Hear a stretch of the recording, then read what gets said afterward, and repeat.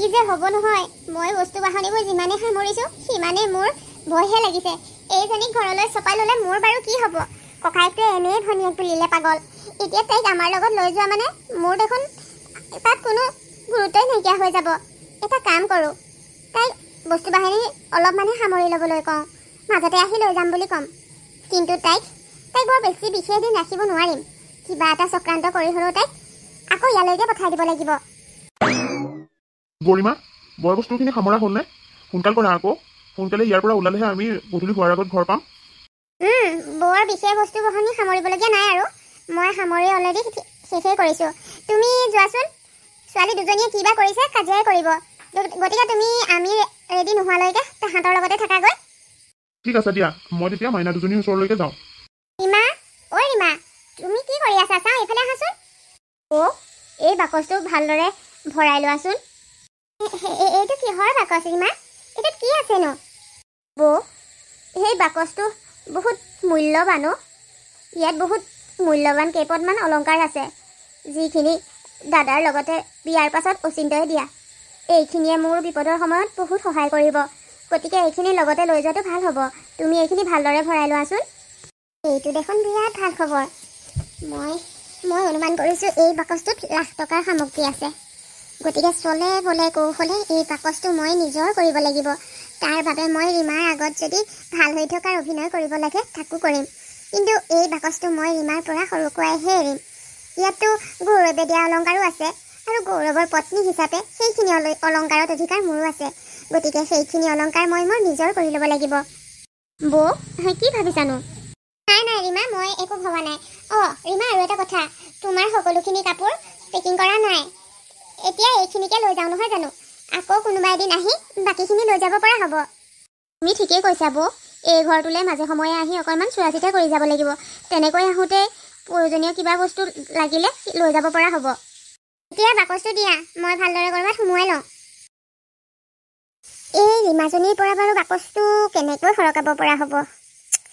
সেই বাকচটো সৰকাব নোৱাৰালৈকে ৰীমাক মই সহ্য কৰি থাকিব লাগিব। কিন্তু তাইক সহ্য কৰাটো মোৰ বাবে বহুত কষ্টদায়ক। কাৰণ মই মোৰ স্বামীয়ে তাইৰ লগত বৰ মৰম আদৰেৰে কথা পতাটো কেতিয়াও সহ্যই কৰিব নোৱাৰোঁ।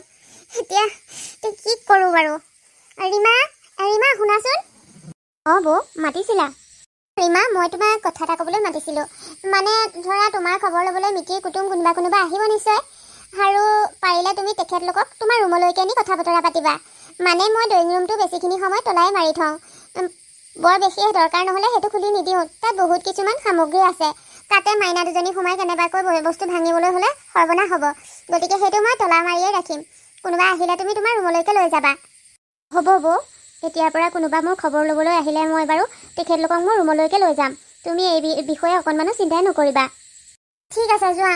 তোমালোকৰ ঘৰত সকামত বৰ কষ্ট হ'ল জানানে? অকণমান ৰেষ্ট কৰি লওঁ। ঠিক আছে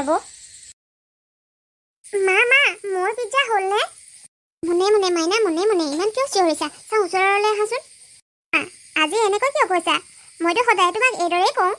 আগৰ কথাটো আৰু এতিয়া কথাটো বহুত পাৰ্থক্য মাইনা। এতিয়া সেইজনীও আমাৰ ঘৰলৈ অহা নাই জানো? আৰু ইমান দামী পিজ্জাডোখৰ মই তাইক দিব নোৱাৰোঁ নহয় খাবলৈ। তাই কেনেবাকৈ পিজ্জাৰ কথা শুনিলে ইয়ালৈ দৌৰি আহিব। তোমাৰ পৰা তাইক আধা দি দিব লাগিব। কিন্তু ইমান দামী পিজ্জাটো মই তাইক দিবলৈ একেবাৰে ইচ্ছুক নহয়।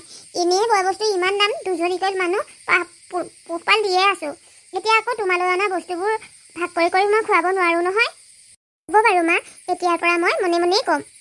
শুনা, এতিয়াৰ পৰা কিবা খাব মন গ'লে তুমি মোৰ ওচৰত আহি ক'বা। এইদৰে বাহিৰত আহি চিঞৰি কোৱাৰ কোনো প্ৰয়োজন নাই।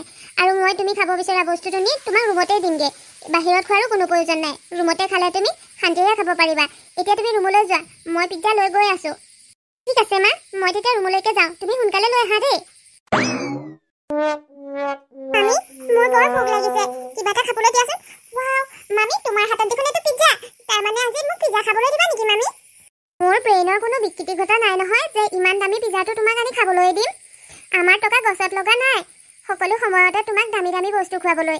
এইখিনি মই মাইনাৰ বাবেহে আনিছোঁ। তুমি কালি ঠাণ্ডা ভাত অলপ আছে, তাকেই খাবা। এয়া পিজ্জা তুমি খাব নালাগে। আৰু তোমাৰ যদি ইমানেই কিবা খাব মন যায়, তুমি তোমাৰ মাক ক'বা আকৌ। মায়ে অৰ্ডাৰ কৰি দিলে ঘৰতে দি যাবহি নহয়।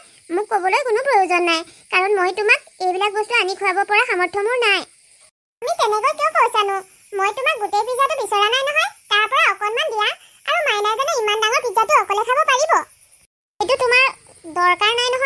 মাইনা খাব নোৱাৰিলে পেলাই দিব, তাতে তোমাৰ কি আহে যায়? মই এবাৰ কি ক'লো শুনি পোৱা নাই নেকি? এতিয়া যোৱা আৰু শুনা, এইদৰে মন গ'লে পাকঘৰলৈ সোমাই নাহিবা। কোনো প্ৰয়োজন নাই তোমাৰ পাকঘৰত, বুজিলা? তুমি সঁচাকৈ বহুত বেয়া মামী, বহুত বেয়া। তুমি মোক অকণমান পিজ্জা খাবলৈও দিব নোৱাৰা। মই যে পিজ্জা খাই কিমান ভাল পাওঁ। ইয়ালৈ অহাৰ পৰা মই এইবোৰ খাবলৈকো নোপোৱা হ'লো। ছোৱালী, কি ভেভেয়াই আছ? মই বেয়া যদি বেয়া যা। তোৰ চকুত ভাল হ'বলৈ মই আৰু একো কৰিব নোৱাৰোঁ। আমাৰ ঘৰত মাৰ জীয়েৰ দুইজনীকে আশ্ৰয় দিছোঁ, সেয়াই তহঁতৰ বাবে যথেষ্ট নহয় নেকি? এতিয়া মোৰ ছোৱালীজনীৰ লগত সমানে সমানে অংশ ল'ব আহিছ যে, যা ইয়াৰ পৰা। ভাল কলগ্ৰহ কিছুমান চপাই ল'লোঁ দেই। এতিয়া মোৰ লগতে মোৰ ছোৱালীজনীৰো শান্তি নোহোৱা হ'ব। মা কি হ'ল? এতিয়ালৈকে অহা নাই যে তুমি? মইনা গৈছোঁ ৰ'বা। মা চোৱাচোন, মামী ইমান বেয়া। মামীয়ে মাইনাৰ বাবে পিজ্জা আনিছে। মই অকণমান খাব বিচাৰিলত মামীয়ে মোক গালিহে পাৰিলে। অকণমান পিজ্জাও খাব নিদিলে মা। গুণগুণ, মনে মনে কোৱাচোন, ইমানকৈ নিচিঞৰিবা। কেনেবাকৈ মামীয়ে শুনা পাবলৈ হ'লে বেয়া পাব নহয়। আৰু মামীয়ে দিব বিচৰা নাই, নালাগে দিয়া। তোমাৰ বাবে মই পিজ্জা বেলেগ এদিন আনি দিম দেই মাজনী। এতিয়া এনেকৈ কন্দা কটা কৰি নাথাকিবা। এইকেইদিন আনি দিলে নহ'ব। মই এতিয়াই খাব মন গৈছে, মই আজিয়ে খাম। আৰু মোৰ ইমান ভোক লাগিছে মা। ইয়ালৈ অহাৰ পৰা তুমি মোক মৰমো নকৰা হ'লা। মই খাবলৈ বিচৰা একো এটা মোক বনাই নিদিয়া হ'লা। মই ইচ্ছা কৰিও তুমি মন কৰা বস্তু একোৱে বনাই খুৱাব পৰা নাই অ' মাজনী। আচলতে মামীয়ে মোক পাকঘৰত সোমাবলৈকে নিদিয়ে। কেনেকৈনো এতিয়া কিবা এটা বনাই খোৱা বাৰু? মনটো মোৰো যায় তুমি বিচৰা মতে খুৱাবলৈ দিবলৈ, কিন্তু কি কৰিবা, পৰিস্থিতিয়ে মোক বাধ্য কৰাইছে।